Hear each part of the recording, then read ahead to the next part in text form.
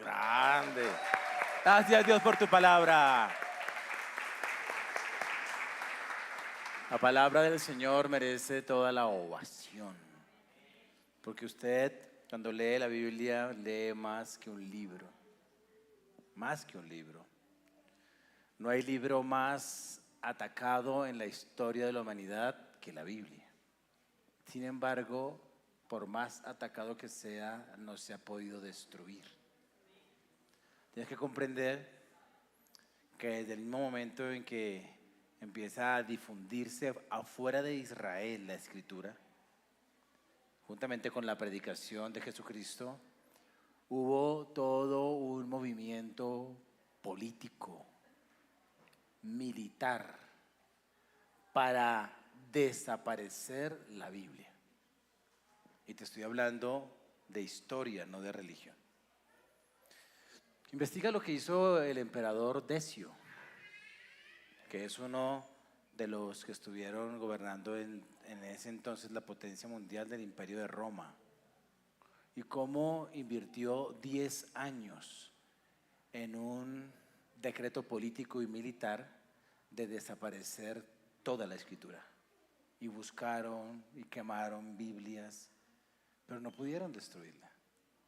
La Biblia ha sido atacada con el poder militar, el poder político, con las ideologías, con las filosofías. Ustedes verán que se puede enseñar cualquier texto en los colegios, menos la Biblia, que hay un ataque directo contra la palabra de Dios. Por eso es un libro indestructible. Por más que le ataquen y le ataquen y le ataquen y le ataquen, hay obras que han hecho todo un esfuerzo para guardar y protegerlas, para que se siga manteniendo la obra original, tal como la Ilíada, por ejemplo, que han guardado más de 700 manuscritos para que pueda uno decir que tiene la versión original, la versión, no el manuscrito directo, pero sí la versión original de Homero cuando la escribe. Homero no el de los Simpsons, no, el otro.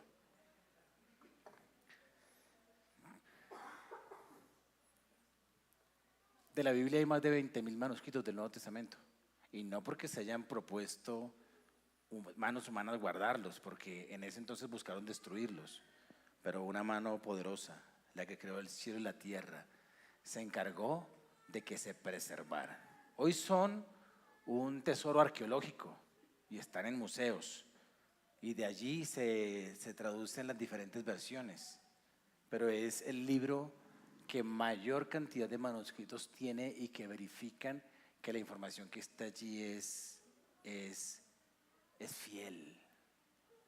El libro más atacado, la historia y la arqueología pueden decir que es el libro más autorizado. Por eso pedimos y siempre presentamos aquí, no presentamos al predicador, presentamos la palabra de Dios y la exponemos con respeto y con reverencia, porque estamos frente a la palabra del Dios que hizo el mundo, y Él dejó toda su revelación y la información que tú necesitas para crecer en la palabra. La palabra es supremamente importante. Por eso hoy quiero hablarte de fundamento para el crecimiento, porque Dios quiere que tú crezcas y está con base, obviamente, en su santa palabra. Porque el ataque a la palabra sigue habiéndolo de diversas formas, de muchísimas formas, que tratarán de moverte el piso, pero para que no se te mueva el piso, Dios dejó un piso firme. Entonces vamos a ir a ese piso firme.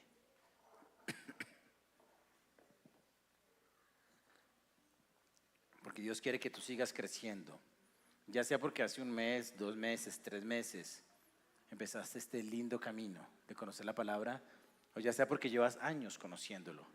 Él quiere que sigas creciendo con convicción y con seguridad. Por eso vamos a leer la segunda carta del apóstol Pablo a Timoteo en el capítulo 2.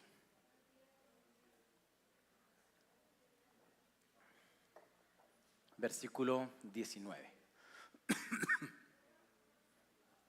Fundamento para el crecimiento. Y ahí está. Me gusta mucho que la palabra permanezca allí en los televisores y en la transmisión, porque algo que tú tienes que valorar siempre es que se te enseñe la palabra. Y un reto del predicador es dejar que la palabra hable. Es organizar de tal manera que podamos permitir que la gente de primera mano vaya a este texto que ha sido protegido por Dios durante siglos y tú puedas leerlo porque está la información de Dios allí para ti. Aquí empieza de una manera muy contundente. Pero el fundamento de Dios está firme. Dios no dejó un fundamento débil. Dios dejó un fundamento firme. Y cuando hablamos de fundamento hay por lo menos dos maneras de mirarlo. Fundamento como la base sobre la cual se construye una edificación. Pero también fundamento como fundación, como de las relaciones que sostienen una comunidad. Ese es el fundamento de Dios. Una base sólida sobre la cual Él edifica, pero también lo que el fundamento viene de fundador, lo que el fundador estableció. Es como si habláramos de la marca registrada y ahí le coloca sello, teniendo este sello. Imagínate al Señor sobre ese fundamento poniendo el sello, ¡pah! Y coloca dos lecturas, dos frases que muestran la esencia de la verdad de Dios, del fundamento de Dios. Y este fundamento es: conoce el Señor a los que son suyos. Es un sello con dos inscripciones. El primero es: conoce el Señor a los que son suyos. Y segunda parte del fundamento o del sello, de la marca registrada por el Señor: apártese de iniquidad todo aquel que invoca el nombre de Cristo. En momentos de confusión, ten en cuenta esto, que el Señor lo dejó firme. Y es que Timoteo tuvo que lidiar con algunas situaciones, porque está el apóstol Pablo preso y es la última carta que él escribe. Después de eso, al poco tiempo, va a ser decapitado por Nerón. Y está Timoteo, que es la siguiente generación, trabajando en pro de la iglesia para hacer que la iglesia continúe creciendo. El fundamento de Dios es la iglesia misma. Habla de un grupo de personas. El Señor dijo, y lo veíamos en estos días anteriores: sobre esta base edificaré mi iglesia. Y habló sobre la base del discipulado, de la negación, de negarse a sí mismo, de la cruz. Cómo Dios construiría la iglesia con piedras vivas. La estrategia de Dios es la iglesia. Así que cuando tú quieras identificar fundamentos falsos, vas a encontrar personas atacando la iglesia. Y quiero decirte que la iglesia es la idea de Dios, es la estrategia de Dios. Es lo que en su divina sabiduría Él quiso establecer. Él podría haber dicho: y entonces, para que la gente entienda qué es el reino, mandaré mis ejércitos de ángeles y seres sobrenaturales con espadas, convencerán al mundo de que hay un reino superior. Uno diría: pues hubiera sido más efectivo así, ¿no? ¿Cierto? Imagínate, llegó el rey. Pero Él no lo hizo así.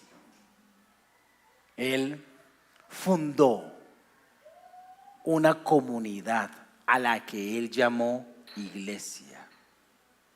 Y es una comunidad de personas que Él conoce. Entonces, para crecer necesitas la iglesia. Tú quieres crecer en Dios, necesitas una iglesia local. Porque es la idea de Dios, es lo que Dios fundó y Dios no va a cambiar de fundamento. Hay una declaración apostólica y es y es que Cristo es el Hijo del Dios viviente, y sobre esa confesión de quién es Cristo y los que lo confiesan, sobre esa base Dios comienza a reunir personas que hacen esa declaración de fe y de vida, y allí se construye la iglesia en cualquier lugar del mundo. Si nosotros vamos a un país X donde todavía no se conoce el nombre del Señor, será un trabajo de misión donde una persona, se buscará muchas personas, pero habrá una de primeras, una primicia, que va a decir: soy pecador, Cristo es Dios, Él murió en la cruz por mis pecados, Él es el Señor, lo confieso y me declaro su discípulo. ¡Pum! Una piedra ahí para la iglesia. Y luego se busca otra piedra y otra piedra y otra piedra, y el Señor no va a querer que esas piedras estén dispersas. El Señor va a querer que esas piedras estén unidas. Que nada más lógico que querer construir un edificio poniendo una piedra en la 31, otra en la 34, otra en la primera, otra en la quinta, y ya empecé la edificación. No, se colocan juntas. Por eso el fundamento de Dios es la iglesia, y la iglesia es una serie de personas que se organizan poniéndose unas al lado de las otras. Quien ataque ese fundamento es falso, porque hoy en día mucha gente atacando la iglesia por internet y hablando mal de lo que es congregarse, reunirse. No hay nada de malo en la predicación por internet, pero hablar de iglesias por internet, es decir, hablar de iglesias que no se reúnen, que no se congregan. Saludos allá en Tulsa, Oklahoma. Tenemos un grupo de personas que son de aquí y están allá y se reúnen. Yo les di autorización para que busquen una iglesia local y se reúnan. Ellos quieren que establezcamos Puerta de Esperanza allá, pues vamos a intentarlo. Pero si por alguna razón no se diera, tienen que reunirse con una iglesia, porque es el fundamento de Dios. Y toda persona debe crecer sobre ese fundamento.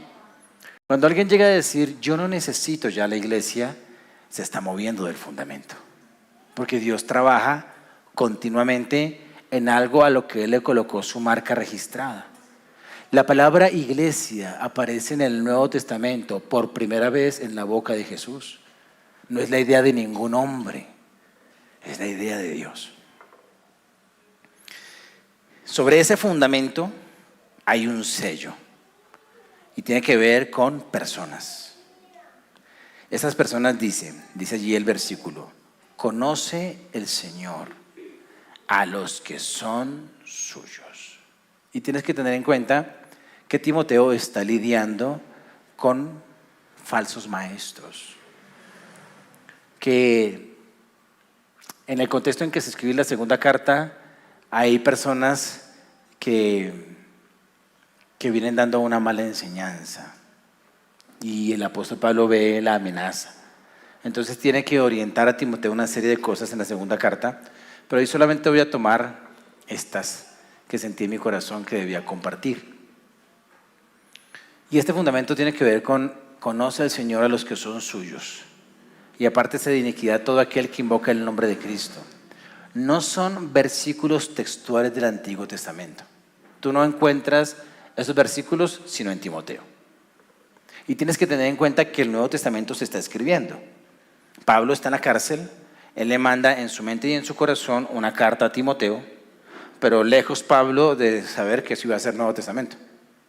Él no le está diciendo: este va a ser el Nuevo Testamento. No, él le manda una carta a Timoteo.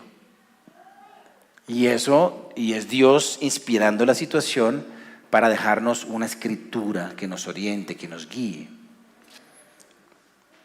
Y lo que Pablo está escribiendo, él lo toma de la interpretación del Antiguo Testamento. Y el Antiguo Testamento es interpretado en el Nuevo Testamento desde las palabras de Jesús, desde la enseñanza de Jesús, desde lo que Jesús dijo. Por eso, cuando tú ves versículos en los Salmos, se trae la verdad bíblica y se conecta de una vez con el Señor Jesucristo. En Hebreos dice: ¿a quién dijo el Señor?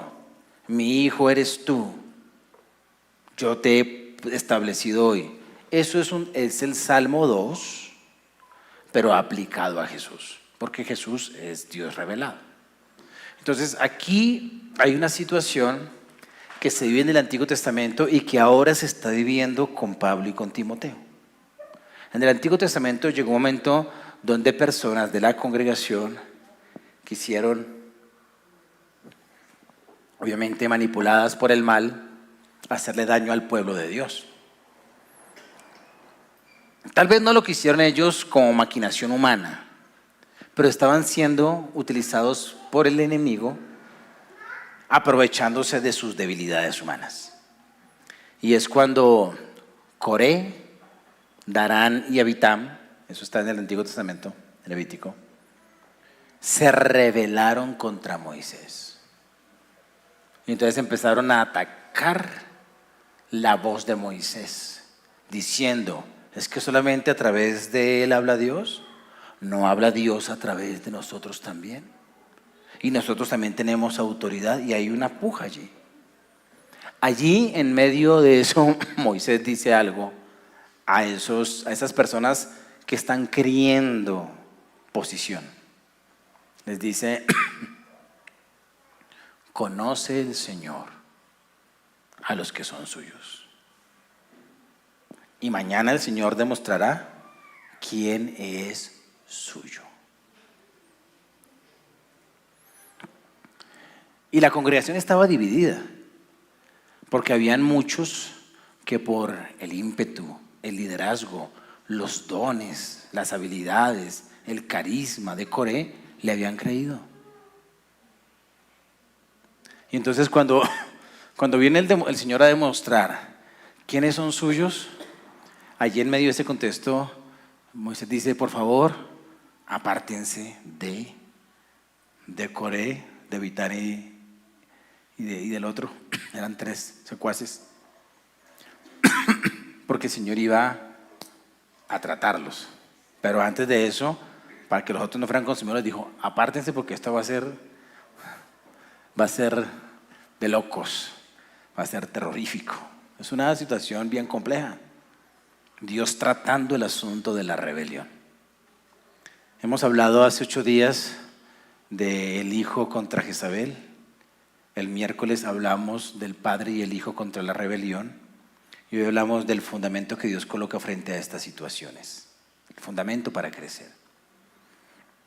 Entonces el apóstol Pablo está viendo la misma situación y toma del Antiguo Testamento y lo conecta con la iglesia.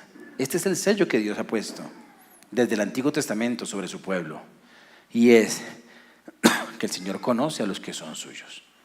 Puede que uno se confunda como humano, pero el Señor no. Y el Señor sabe quién es de Él. ¿Cómo nosotros nos podemos guiar como humanos sabiendo quién es de Dios y quién no? Debes tener en cuenta el proceso de Dios. Porque están hablando, Antiguo Testamento, contra Moisés y contra Aarón. Y Coré, Datam y Abiram están ignorando el proceso de Moisés.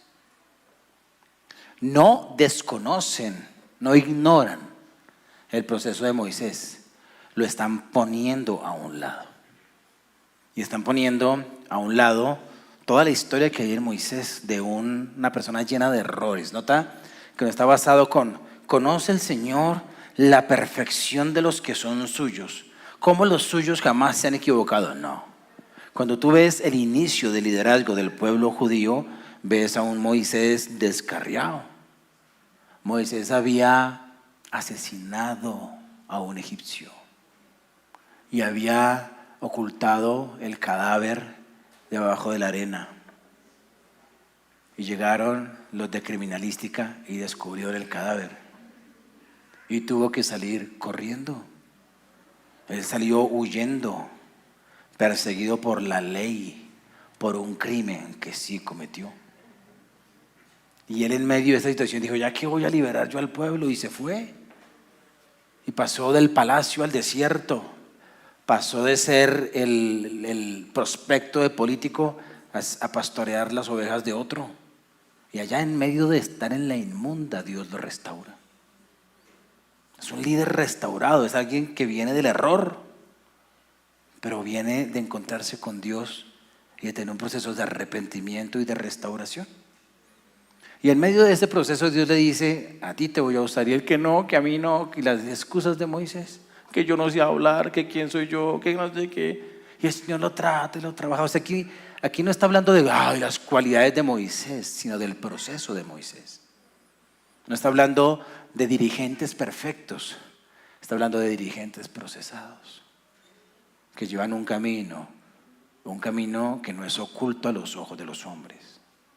O sea, que es evidente. Dios conoce el corazón de cada persona, pero uno como ser humano puede ver el proceso, la transición. Y luego lo que Dios utilizó es que es Moisés quien llega, quien enfrenta a Faraón, dirigido por Dios, y quien le dice al pueblo: Dios quiere hacer esto. Y por el mensaje de Dios dicho a través de la boca de Moisés y utilizando las manos de Moisés para hacer algunas señales, es que el pueblo sale. Y entonces el pueblo va siguiendo a Moisés, no siguiendo a Moisés como si fuera Dios, siguiendo a Dios, pero a través de la persona que Dios puso. Un hombre con defectos, un hombre que viene de restauración, pero es un hombre que Dios puso. Así de sencillo. Y entonces van siguiendo, y dentro de esa manada de mechudos que salieron estaba Coré, Datán y Abiram. Pero de repente en el desierto les da a ellos por dudar y hacer dudar a la gente de Moisés, con palabras teológicas, con palabras religiosas. Pero ponen lo que está en juego allí es el fundamento de autoridad. Y el Señor dice: yo conozco a Moisés y su proceso. Pasemos al Nuevo Testamento. Pablo no es que de la noche a la mañana dijo: voy a abrir el garaje de mi casa y voy a fundar una iglesia. Él no es el que se llamó a sí mismo: yo soy el poseedor de la verdad. No, Pablo era un perseguidor de la iglesia, que tiene un testimonio de arrepentimiento verdadero. ¿Y quién se enteró de ese proceso? La iglesia misma. Pedro, Bernabé, todos los apóstoles dijeron: sí, Pablo. Sí, se convirtió el hombre. Al principio sospechaban de él, era digno de sospecha. Pero luego, a través del proceso que la misma iglesia verifica, dicen: no, sí, el hombre se convirtió. Y Dios comienza a darle una autoridad a Pablo que viene a través de un proceso, donde el día en que lo conoce, Dios le dice: yo te voy a usar y te enseñaré. Y es un asunto entre Pablo y Dios. Pero luego Dios en el proceso se lo deja saber a la iglesia. Y entonces ya aparece Pablo como una autoridad en la iglesia. ¿Porque él mismo se autonombró? No, porque hay un proceso que Dios conoce. Y en medio de ese proceso Pablo recluta a Timoteo. Timoteo hace todos los procedimientos, el caminar de un discípulo. Él va caminando con Pablo y llega el momento donde Timoteo tiene que tomar la autoridad, que es reconocida por la iglesia y por Pablo. Pero se levantan dos a decir: no, está sospechoso lo que está enseñando Timoteo. Dios me enseñó esto, la palabra dice aquello. Y están ignorando el proceso de Pablo y de Timoteo. Hoy en día, el infierno, aprovechando debilidades humanas de gente dentro de la iglesia, quiere asimismo mover a los creyentes del fundamento, atacando el proceso de la persona establecida. Asamblea de Dios no es la única iglesia. Bueno, Dios tiene una única iglesia, que son todos los creyentes del mundo entero, bajo diferentes denominaciones, pero que son hijos de Dios y Dios los conoce. Y Dios tiene sus diferentes procesos. Tengo que hablarles de asambleas, que es la iglesia donde tú estás. Y el origen de Asambleas de Dios está históricamente registrado en la calle Azusa. Eso está en internet. Y todo el proceso que se da, donde al principio se ve con sospecha, como se vio a Pablo. Pero con el tiempo, la gente y la misma iglesia fue diciendo, eso es de Dios. Dios está trayendo algo nuevo. Luego Asamblea de Dios se extiende a muchos países del mundo. Uno de esos es Colombia. Y en Colombia inicia Asamblea de Dios en el año 1930 y algo en Sogamoso. Y luego viene un proceso de multiplicación de iglesias porque es la estrategia de Dios. Y Dios coloca autoridades humanas. Perfectas, no. Humanas. Que se arrepintieron, reconocieron a Dios y empieza esta dinámica maravillosa de la iglesia. Y de ahí en adelante entonces empiezan a establecer congregaciones. Y empiezan, guardando el lineamiento de autoridad y viendo el proceso de las personas, a asignar pastores. Aterricémoslo acá. Para no contar toda la historia de la iglesia, simplemente hablo, el pastor Edgar llega en el año 2001, porque se autonombró, no, fue enviado por el Concilio de las Asambleas de Dios de Colombia. Y aquí tuvo su proceso, duró 15 años, todavía sigue con nosotros, ustedes saben que él es la cabeza del ministerio. Y yo me convertí aquí en el 96. ¿Perfecto? No, re imperfecto, con errores múltiples, con la humanidad todavía a flor de piel, vea, me nota. Pero Dios quiso. Y en medio de ese proceso, a algunos de ustedes tuve el privilegio de enseñar la palabra y irles dando los fundamentos. Pero viene gente a decir, no, allá no enseñan la verdad. Eso no es cierto, porque el Señor conoce a los que son suyos. Y es un conocer de relación y de proceso, donde Dios al final de los tiempos, a él nadie se le va a colar. Él sabe quién es un maestro o un pastor establecido por él. Y él sabe quién se autonombra, quién se autoestablece, y la manera de mirar eso es la rebelión. Cuando hay una actitud de rebelión y de atacar las autoridades puestas por Dios en una iglesia, eso es sospechoso. Porque venían con grandes palabras. Que la resurrección ya se efectuó, que la resurrección. Y entonces venían con términos teológicos, con griego, con hebreo. Aquí Pablo no está hablando de que el fundamento de Dios son el conocimiento intelectual de algunos idiomas. Está hablando acerca de que Dios conoce a las personas, las reúne, se revela y Dios comienza a establecer. Y estas personas son los que dirigen una iglesia, los conocedores de toda la verdad y todos los misterios de la Biblia, no. Pero son las personas puestas por Dios. Ahí se refiere con el conoce el Señor a los que son suyos. Tienes que tener en cuenta que la música de fondo de este pasaje, la pintura que está en el fondo del cuadro, es la pintura de la rebelión de Coré, donde el Señor dice, hay personas puestas por autoridad, sigue esa línea. Tienes que tener en cuenta eso, para cuando vienen personas a tratar de moverte con diferentes cosas, con diferentes doctrinas. Porque al principio tú no sabes mucha doctrina, mucha teología, pero debes saber dónde Dios te puso y punto. Dónde Dios te trajo, dónde Dios te colocó, a qué personas envió. Eso es lo que tú tienes que tener en cuenta. Y la segunda parte del sello es esta: apártese de iniquidad todo aquel que invoca el nombre de Cristo. Y ahí tenía que ver con apartarse de Coré y de ellos, pero también con una vida apartada de la injusticia, porque has invocado el nombre del Señor. Entonces, el cristianismo no se trata de profundidad teológica, de cuánto sabes de hebreo o de griego, no. Tiene que ver con que tú reconoces que eres pecador, invocas el nombre del Señor, te arrepientes de tus pecados y empieza tu caminar progresivo de querer apartarte de toda injusticia. Porque hay personas que pueden deslumbrar con oratoria y con teología y con grandes palabras, pero el Señor lo que busca es que tengamos vidas rectas, vidas en santidad, que uno se aparte del mal, que la prédica no promueva la injusticia.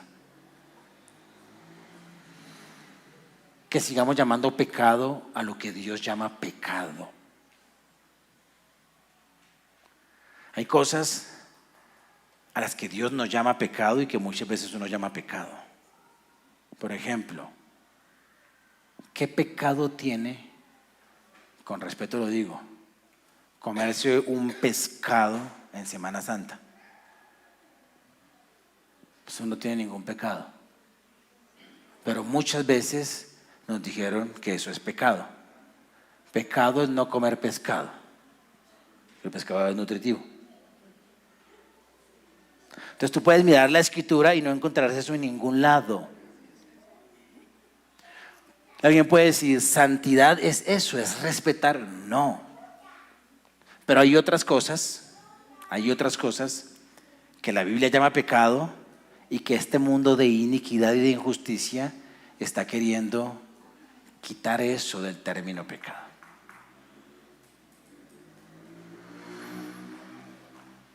La palabra enseñada debe conducirte a apartarte de iniquidad, a apartarte de todo lo que es injusto. El que robaba, no robe más. Estás frente al Transmilenio y hay que pagar el pasaje. Si tú, siendo cristiano,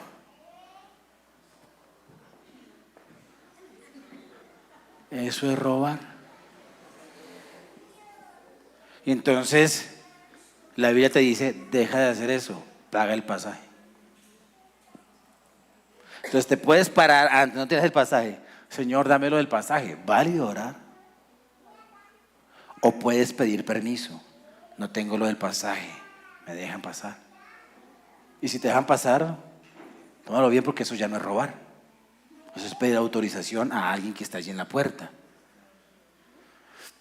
Coloco este ejemplo sencillo, por si alguno todavía se cuela en Transmilenio. ¿Tú crees que Dios no te puede dar un pasaje? Sí, Él puede hacerlo. Él puede hacerlo. Vino una amiga que quiero mucho, es de mi familia, la amo. Y era su segundo domingo en la iglesia, en esas crisis en las que siempre llegamos a la iglesia. Me dice, Martín, es que me vine así por fe, no tengo lo del pasaje, me prestas 500 pesos, estoy hablando de hace 24 años, para el pasaje. Y yo le dije, yo tampoco tengo. Yo dije, pero Dios nos puede dar lo del pasaje, y salimos aquí. Entonces yo le dije, Señor, danos lo del pasaje. Y vamos así caminando 7 pasos cuando hay una moneda de 500, mira lo del pasaje. Yo digo, ay, gracias Dios, así es Dios. ¿A que no nos puede dar lo del pasaje? Nota lo sencillo que es, no compliquemos el asunto. La Biblia te lleva a decirte, no te cueles en Transmilenio. Apártate de todo lo que no es recto, de todo lo que no es justo. El manejo del dinero y de lo económico tiene lineamientos. El mundo tiene una manera torcida de ver eso. Dios tiene una manera recta. La sexualidad tiene una manera recta. Apártate de todo lo que se sale de lo que la Biblia dice que debe ser la sexualidad o que no debe ser la sexualidad. Entonces, la palabra de Dios te va llevando a rectitud. Eso no necesita ni mucho hebreo ni mucho griego. La Biblia dice, no forniques. Entonces, a veces llegan a hablar cosas que no son tan fáciles de comprensión, como la resurrección de los muertos, la segunda venida, lo que hay que hacer, el nuevo nacimiento, cosas así. Y no somos prácticos en que la gente se aparte de la iniquidad. El sello, aquí el apóstol Pablo nos está metiendo, y tenía con qué meterse en profundidades teológicas. Pero en esta carta él está siendo práctico. Este es el sello. La predicación y el invocar al Señor te tiene que llevar a una vida de arrepentimiento y a una vida de rectitud, de santidad. Porque conoce al Señor los lineamientos de autoridad, sabe quiénes son de Él. Y 2, invocaste el nombre de Cristo, apártate de iniquidad, deja de pecar, punto. No lo compliquemos.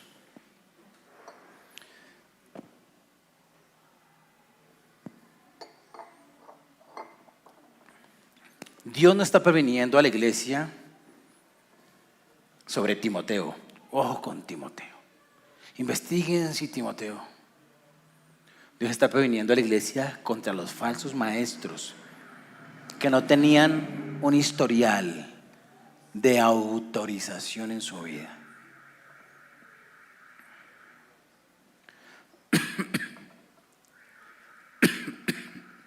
Dios no está diciendo, no está previniendo a la gente de la iglesia. Es decir, cuidado, no vayan más a esa iglesia. Él está previniendo de los que enseñan falsas cosas. Porque la iglesia es la idea de Dios. Yo iba a esa iglesia, pero ya no voy porque es que me di cuenta. ¿Qué hubieras hecho tú si te das cuenta que Pedro lleva machete todavía 3 años después de conocer al Señor? ¿Qué habrías hecho tú si te hubieras dado cuenta que Juan dijo, Señor, que caiga fuego sobre esa gente? Mátalos, bórralos. Entonces hablamos de, mira, es que veo en tal iglesia tal error, tal cosa. Pero si no logras ver que es la idea de Dios, te vas a ir perdiendo. Y el enemigo, para evitar que tú crezcas, va a tratar de moverte del fundamento. Y el fundamento de Dios es la iglesia, donde están los que el Señor conoce que son suyos, y donde debe haber una palabra que te lleve a separarte del pecado. Punto. ¿Complejo? No. Ahora, Dios te trajo, quédate.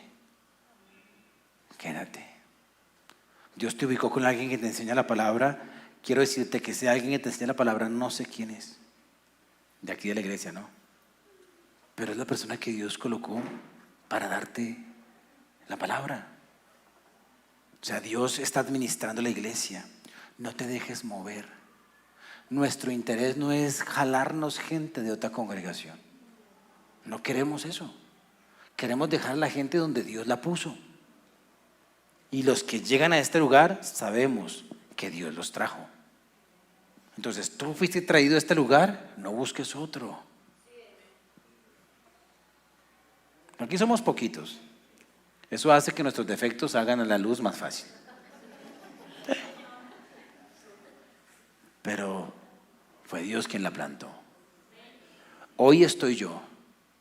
Mañana, desde cualquier lugar del mundo, dijo Julio Sánchez Cristo, papá. Mañana puede ser otra persona, pero mira el historial. O sea, mira que no aparecen de la noche a la mañana. Hay un proceso y eso hay que tenerlo en cuenta para que no seas movido. ¿Está bien? Pero, ¿ya está claro el fundamento? Conoce el Señor a los que son suyos. El fundamento de Dios es la iglesia. Y esa iglesia tiene marca registrada. Lineamientos de autoridad. Conoce el Señor a los que son suyos y apártese de iniquidad todo el que invoca el nombre del Señor. Sigamos creciendo. Versículo 20. Pero en una casa grande no solamente hay utensilios de oro y de plata, sino también de madera y de barro. Y unos son para usos honrosos y otros para usos viles. Así que, si alguno se limpia de estas cosas, será instrumento para honra, santificado, útil al Señor y dispuesto para toda buena obra. Aquí, para seguir creciendo, está el fundamento del Señor, y es que Él conoce los que son suyos y apártese de iniquidad el que invoca el nombre de Cristo. ¿Está claro eso? Listo, ya tienes un fundamento. Pasa a otro para seguir creciendo. Es tiempo de santificarnos. Dice que hay varios instrumentos, y aquí habla acerca, y es donde está el énfasis, de los que son instrumentos para honra y otros de instrumentos para usos viles. Y aquí está dando una promesa. Sí, condicional. Si alguno se limpia. de estas cosas. ¿De cuáles cosas?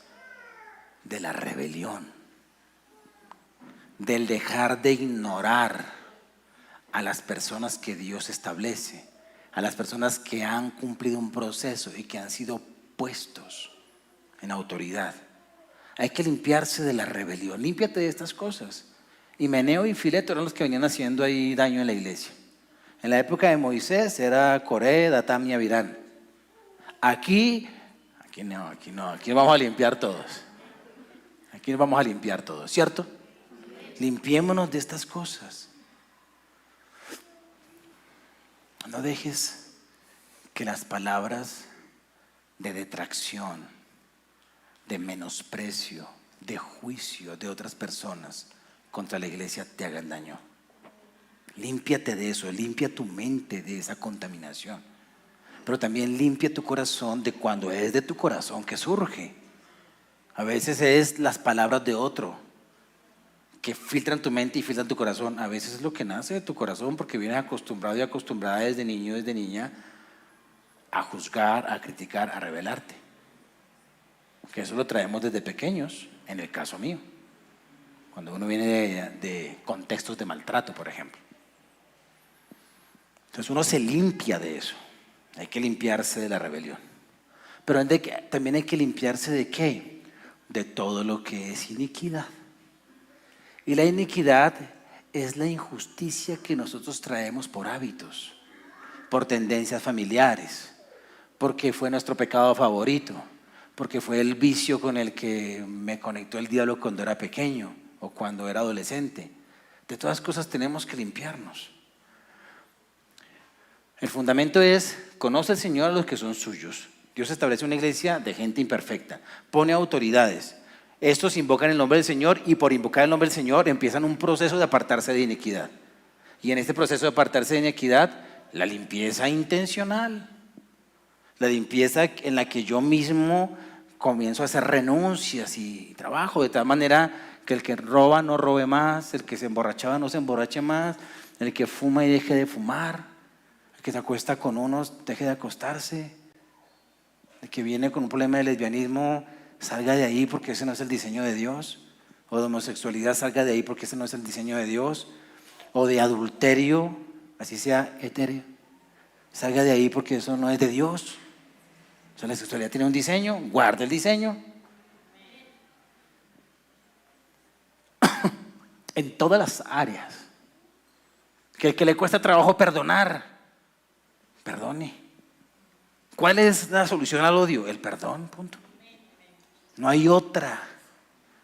El Señor le dijo en el Padre Nuestro: perdónanos como nosotros perdonamos a los que nos ofenden.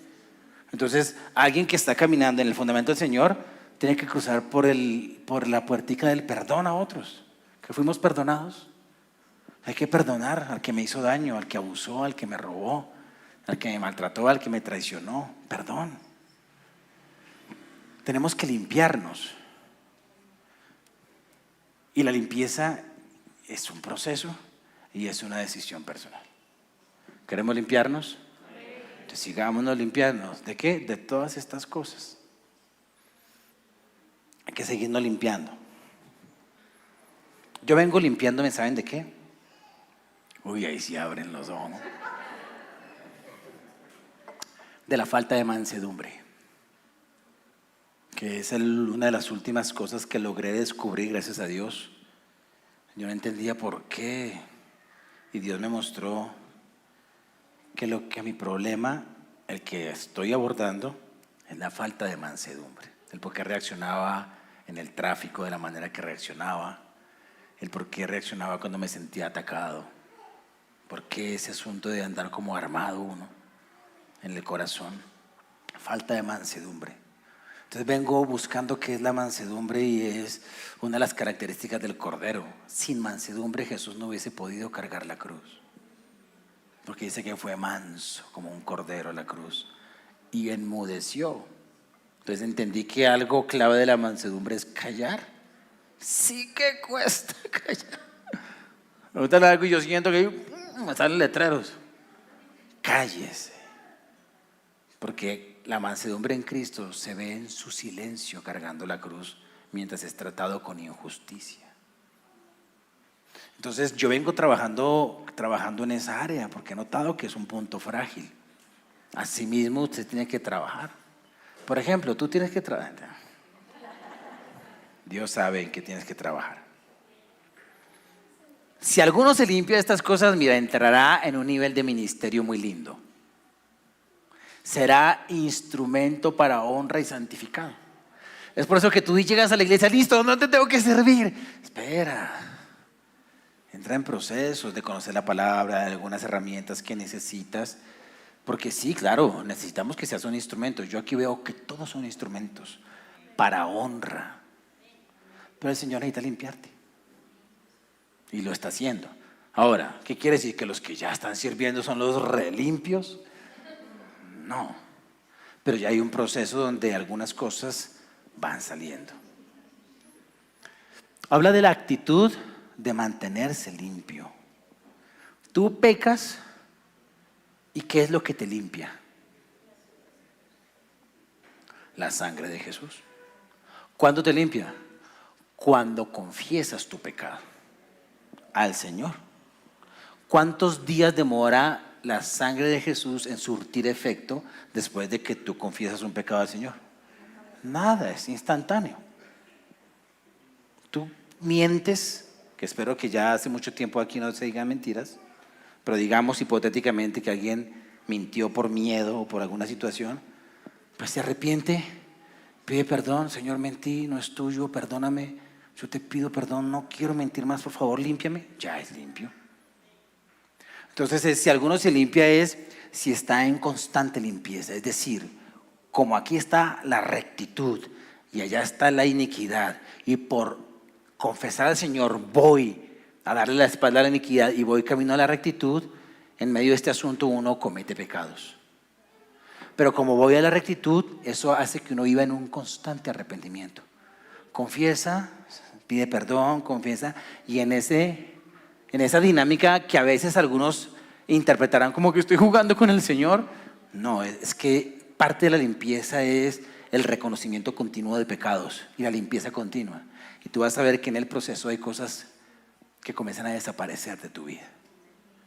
Yo puedo decir hoy con gloria para Dios que hace 28 años me embriagué por última vez. Y puedo decir que ya nunca más me emborracharé en la vida.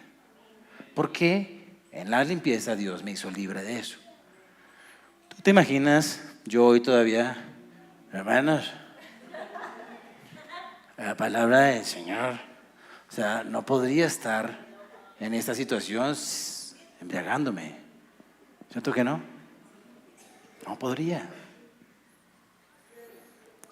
Si alguno se limpia, saldrá a la luz el ministerio que tiene de una manera linda, de una manera honrosa, santificado, útil al Señor. O sea, en la medida en que más nos limpiemos, más y mejor nos puede usar Dios.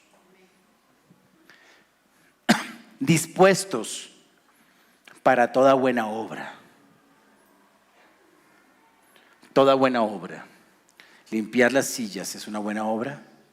Sí. Sí. Porque alguien dirá, uy, no, el instrumento para uso honroso es predicar la palabra. Y los demás, pues que barran el popó allá afuera en la calle. No, las dos son útiles. Tú antes de venir a escuchar la palabra, pasaste esa puerta y ese andén. Y no lo viste con algunas cosas feas que a veces hay ahí. Porque alguien muy amorosamente se levantó primero que tú, llegó antes que tú y limpió lo que estaba allá afuera. Y eso hace parte de tu recepción. O sea, es igual de honroso estar aquí a lo que se está haciendo allá.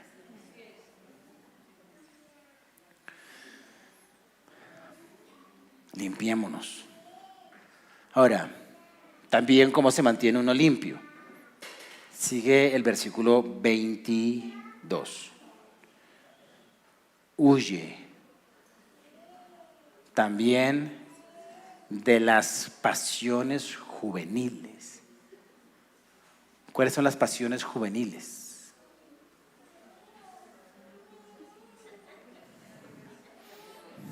Comienzan las risitas ahí, ¿eh?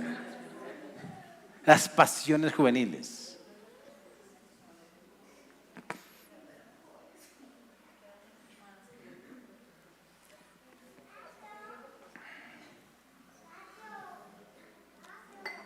Casi siempre asociamos pasiones a la parte sexual. Esta es una pasión, no es la única. Pero será que esa pasión, ese impulso sexual que se activa a los 12, 13 años, si no se trabaja, no seguirá a los 60, 70 años. Claro. El problema es que si no se trabajan esas pasiones propias del adolescente, seguirán con el adultecente.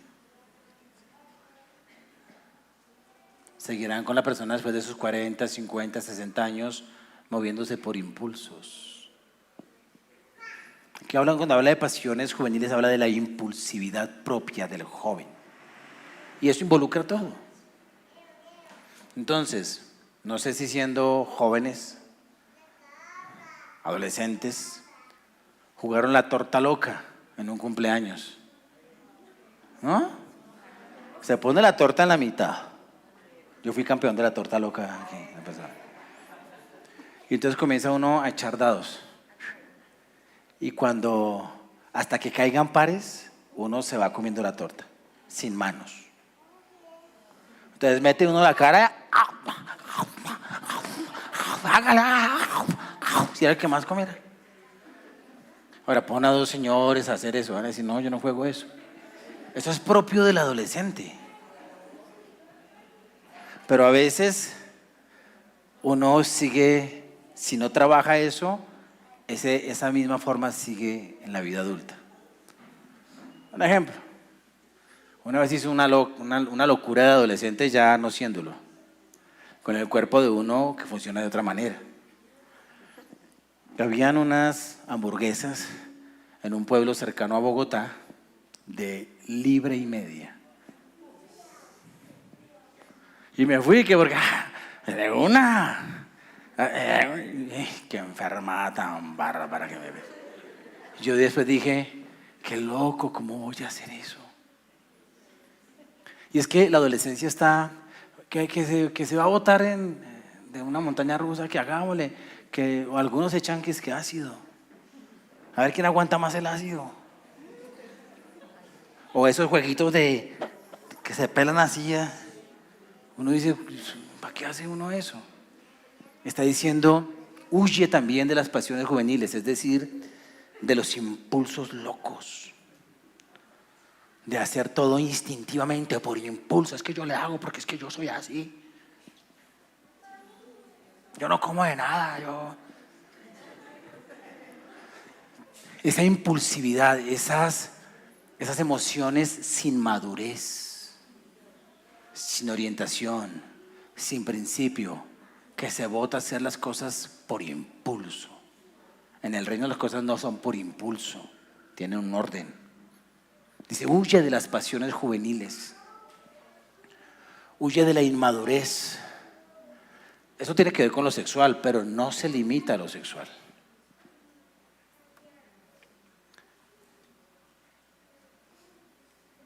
Y no solamente huye, sigue.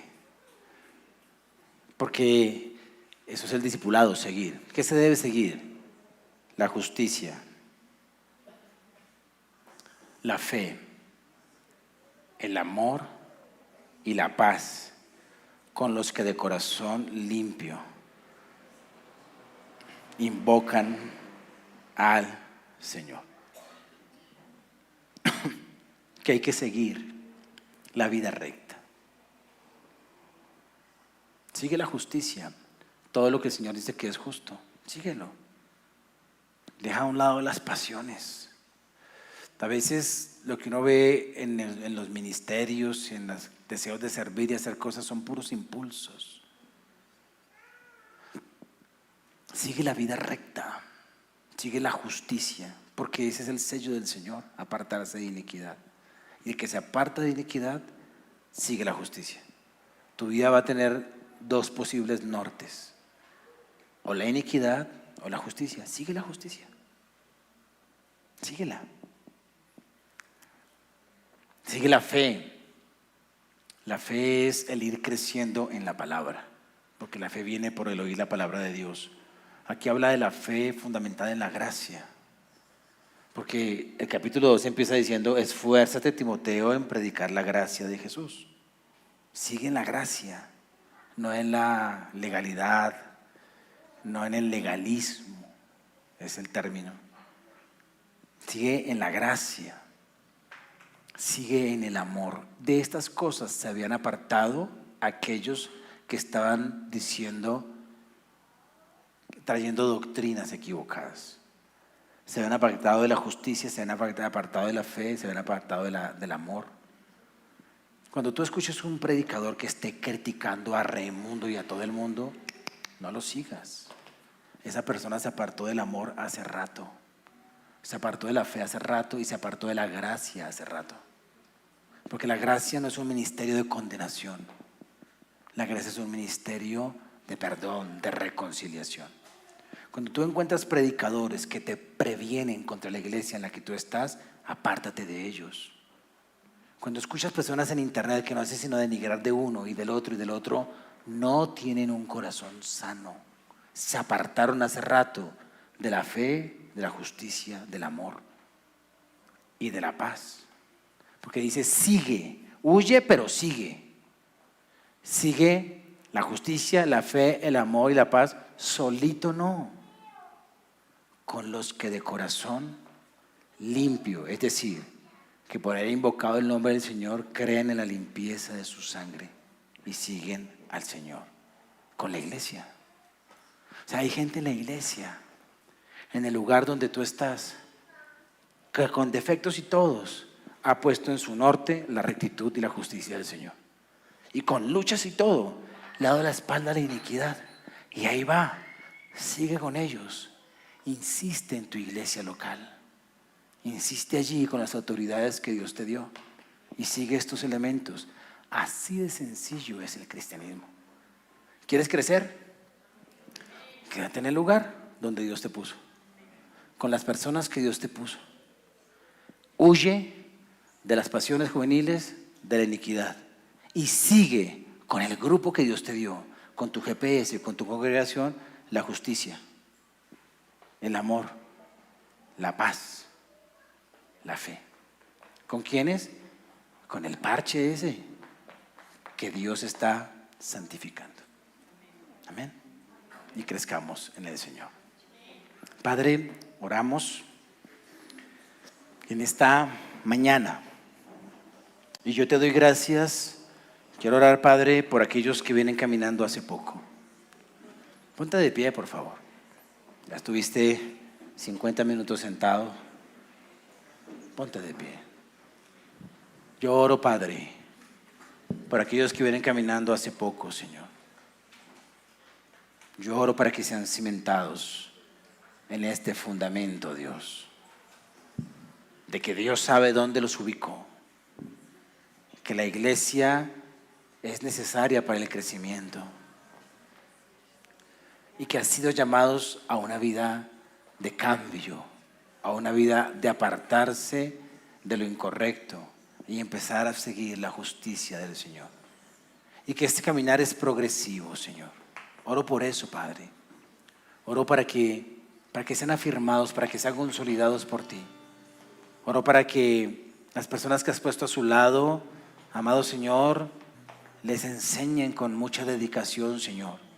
Pero oro para que ellos puedan ver que fue Dios quien nos puso en este lugar sencillo. Yo te doy gracias por todas las congregaciones que tienen miles en sus edificios, Señor, y gracias por el trabajo y el fruto de su ministerio. Te doy gracias por ello, Señor. Pero creo que Dios en su orden tiene un orden. Y Dios no necesita estar moviendo personas de un lugar a otro, Señor. El enemigo ha hecho eso, Dios. Poner a las personas de un lado para otro para evitar que crezcan. Amado Dios, yo oro por el crecimiento natural y sano de los creyentes en este lugar, Señor. Te lo ruego, Padre, que este fundamento esté allí, Señor. Conoce, Dios, a los que son suyos, y que entremos en un proceso de limpieza y santificación, o más bien que lo continuemos, Dios. Oro por aquellos que ya llevan algún tiempo, Señor. Oro por aquellos que se han sentido culpables y que se han sentido como que están jugando con Dios, pero que en su corazón y en su mente está el anhelo de ser santo. Sigue confesando tus pecados. Sigue acudiendo a la sangre inagotable de Jesús. No renuncies al camino de la santidad que tienes al frente, porque Dios continuará limpiándote y santificándote. A veces, para darte ánimos, puedes mirar los pecados que ya dejaste de cometer, y vas a encontrar que hay un proceso que viene creciendo. Si miras la debilidad de hoy o de ayer, tal vez te sientas débil y deprimido o deprimida. Pero si miras los que ya no están, puedes decir para ti mismo en esta mañana: estoy en el camino. Y si Dios pudo con lo que ya vencí, Él puede con la etapa en la que estoy. Dile: Señor, límpiame, porque yo quiero limpiarme. Hay una promesa linda de Dios, y es que Él quiere ministerios limpios, instrumentos de honra. Y Dios quiere que tú seas instrumento de honra. Límpiate. Dentro de la limpieza incluye la rebelión. Dentro de la limpieza incluye la dificultad para obedecer. Dentro de la limpieza incluye la dificultad para someterte, la dificultad para que otros te dirijan. Incluye eso dentro de la limpieza. Y dile: Señor, límpiame. Límpiame, límpiame, Señor, de estas cosas, porque quiero ser instrumento de honra para ti, Señor. Instrumento de honra para ti, para ti. Huye de la impulsividad juvenil. Huye. No eres alguien llamado a ser guiado por tus pasiones, emociones, sentimientos. Has sido llamado para ser guiado por la justicia, por la fe, por el amor y por la paz. La paz es la comunión unos con otros. Protege la comunión de la iglesia. Protege la comunión de tu grupo pequeño saludable. Protege la comunión de tus hermanos y de tus hermanas. Protege la comunión de esta casa. Protégela. Y sigue, porque sin lugar a dudas Dios levantará ministerios de honra, Señor. Termino orando, Dios, por la obra que quieres hacer a través de cada uno. La obra en cada uno, Señor, es la limpieza. Pero la obra a través de cada uno son los múltiples oficios y formas de servir que tú quieres que salgan de una manera preciosa. La promesa es que el que se limpia será un instrumento de honra en las manos del Señor, dispuesto para toda buena obra. Y hay muchas obras buenas que Dios quiere hacer, y quiere hacerla con personas que andamos en continua limpieza. Muchas gracias, bendito Señor, que este fundamento para el crecimiento, amado Dios, amado Rey Celestial, que declare en nuestra mente y en nuestro corazón, Señor, en el nombre de Jesús. Amén. Amén. Amén. Gracias al Señor por su palabra. Siempre es oportuna para todo lo que necesitamos. Bien, hermanos, quiero invitarlos para que por favor alisten sus ofrendas, sus diezmos. Las personas que tienen alguna primicia todavía la podemos allí depositar, pero vamos a orar antes de venir aquí al altar y dar nuestras ofrendas.